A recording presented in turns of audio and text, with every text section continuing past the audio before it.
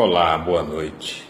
Eu queria hoje conversar com vocês sobre um momento muito grave que vive o Brasil. As instituições brasileiras.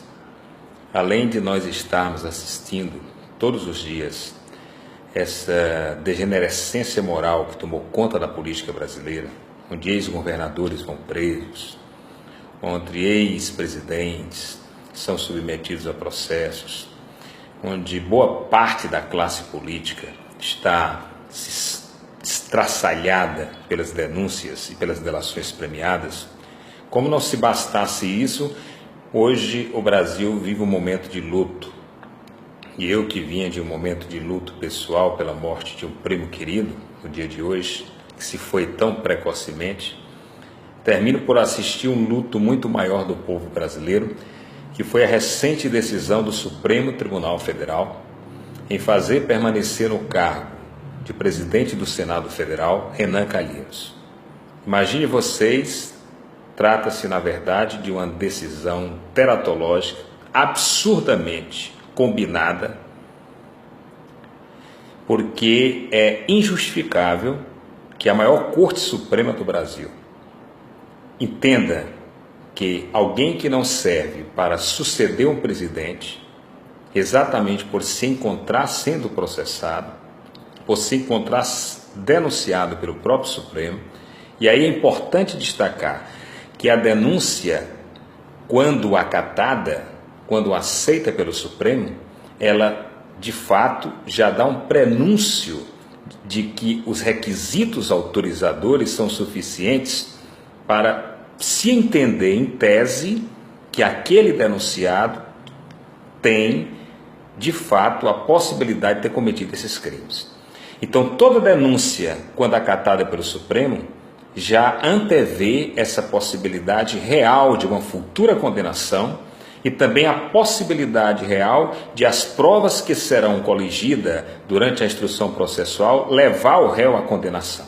Como é cabível, como é possível alguém que não pode assumir a presidência no Brasil possa continuar como presidente do Senado brasileiro, que é a casa do Estado, que representa o Estado, que representa a própria Federação Brasileira, um dos cargos mais importantes da República. E como se pode justificar que a maior das cortes, a Corte Suprema, toma uma atitude dessa natureza, quando se sabia que um blog do próprio jornal Globo antecipava essa decisão ainda hoje pela manhã? Eu, como militante do direito, como um apaixonado pela Constituição Federal, pelo Estado Democrático de Direito, me sinto apunhalado pelas costas, porque o Supremo Tribunal Federal representa o excelso pretório, a defesa da Constituição, né? Última instância onde todo e qualquer brasileiro espera uma decisão lógica, jurídica, que tenha fundamento na Constituição brasileira. O que nós assistimos de fato hoje foi um verdadeiro exame da plutocracia brasileira, que Raimundo Faoro já nos trazia quando falava sobre os donos do poder. É o resquício da Casa Grande Senzala, onde, lamentavelmente, as instituições perderam seu respeito. Para que isso também não se parecesse tão absurdamente, tão ridiculamente, ainda teve um episódio de que o presidente do Senado, de uma forma arrogante, não acata a decisão liminar do ministro Marcos Aurélio, um desrespeito frontal, e ainda reúne o colegiado, a mesa diretora, para se contrapor a essa decisão. Ele, no mínimo, e todo o grupo, ou toda a mesa diretora, cometeram aí duas situações que merecem ser levadas em consideração.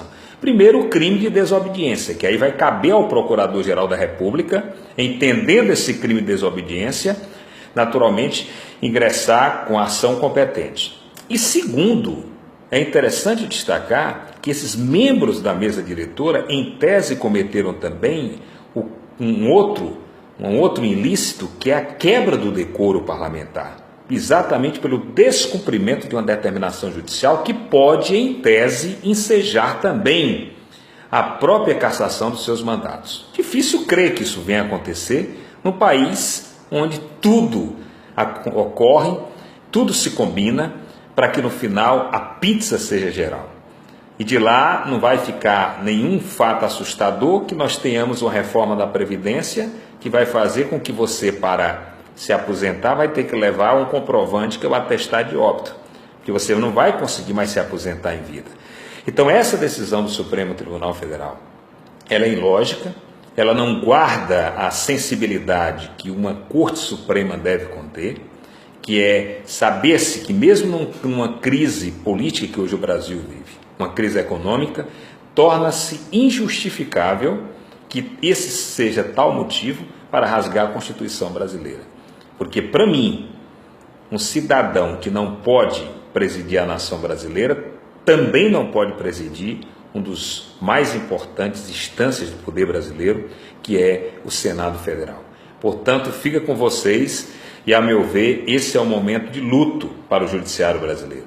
É vergonhoso o que nós hoje assistimos e deixa um exemplo absurdo diante do próprio descumprimento da liminar, que muitos vão também se achar no direito, como qualquer cidadão brasileiro, de desacatar ou pelo menos não aceitar o oficial de justiça quando está no exercício do seu mistério. E o que é mais importante para destacar também no final dessa minha fala, quebrou-se aí o princípio esculpido no artigo 37 da Constituição brasileira, que é o princípio da impessoalidade. Ou seja, o presidente do Senado brasileiro se achou no direito de desobedecer uma ordem judicial.